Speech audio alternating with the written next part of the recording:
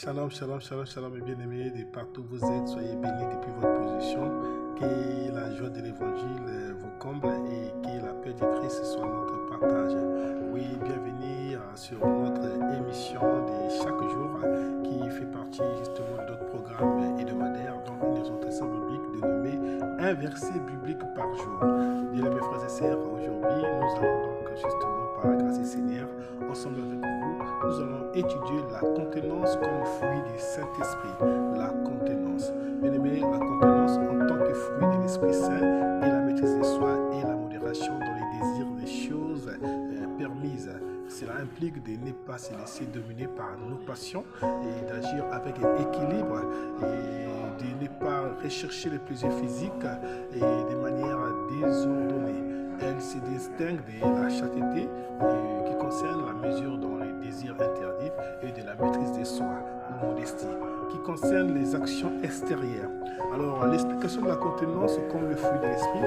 Alors, la définition biblique, déjà nous avons cela qui est toujours soutenu par notre grand passage biblique qui est l'épître de Galates, dans l'épître de Paul aux Galates, chapitre 5, verset 22 à 23.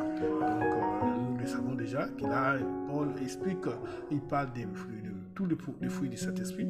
Alors donc voilà, donc comme nous disons tantôt, tel qu'ils ont été énumérés dans la lettre de Saint Paul au Galates chapitre 5, 22, 23, dans ce qu'on appelle la contenance. Dans la contenance, nous avons la maîtrise de soi, c'est-à-dire la capacité de contrôler ses désirs, ses émotions et ses réactions.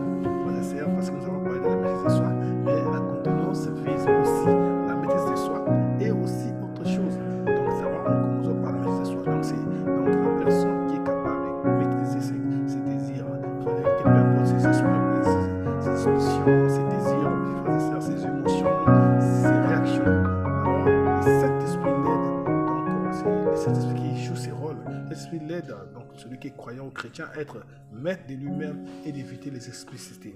Frères et sœurs, ça veut dire que ce n'est pas parce que vous êtes fort, parce que vous avez vous-même cette endurance, cette maîtrise, non, mais c'est Dieu, ça vient, c'est le Saint-Esprit, parce que pour nous les chrétiens, nous croyons que c'est le Saint-Esprit qui donne le vouloir et le faire. Comme le Saint-Esprit donne le vouloir et le faire, effectivement, le Saint-Esprit aide les chrétiens à être maîtres de lui-même et d'éviter les impulsivités, frères et sœurs. Vous n'allez pas comprendre, il y a des gens, quelle que soit la situation, mais il a une maîtrise de soi incroyable, frères et sœurs. Quels que soient les événements qui peuvent venir, qui peuvent